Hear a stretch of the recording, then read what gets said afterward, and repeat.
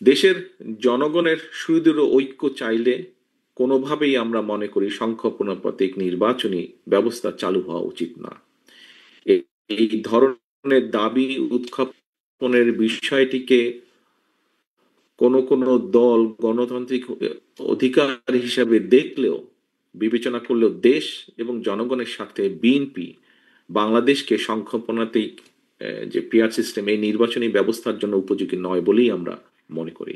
কারণ আমরা যদি একটু দেখি ভালো করে, 2024 সালে গণ অভ্যুত্থানের আরো একবার কিন্তু প্রমাণিত হয়েছে, এই যে গণ অভ্যুত্থান হয়েছে, এই গণ অভ্যুত্থান নিজেই কিন্তু একটি বিষয় প্রমাণ করে।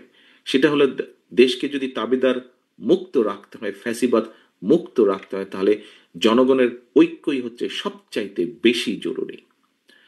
সম্মানিত উপস্থিতিবৃন্দ, আপনারা রাজনৈতিক, অর্থনৈতিক, সামাজিক, সাংস্কৃতিক সব দিক থেকে সমাজের সবচেয়ে সচেতন অংশ।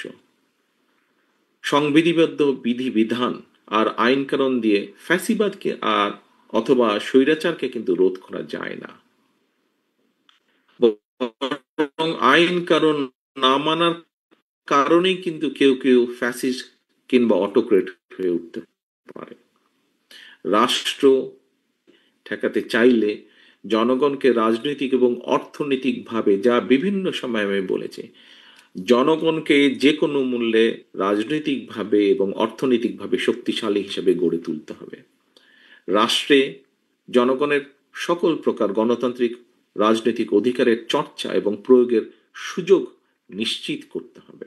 জনগণ যদি ক্ষমতাবান থাকে, জনগণের রাজনৈতিক অধিকার প্রয়োগের সুযোগ জারি থাকে, ফ্যাসিবাদ কিংবা স্বৈরাচার ঠেকানোর জন্য জনগণের ঐক্যবদ্ধ শক্তিই যথেষ্ট।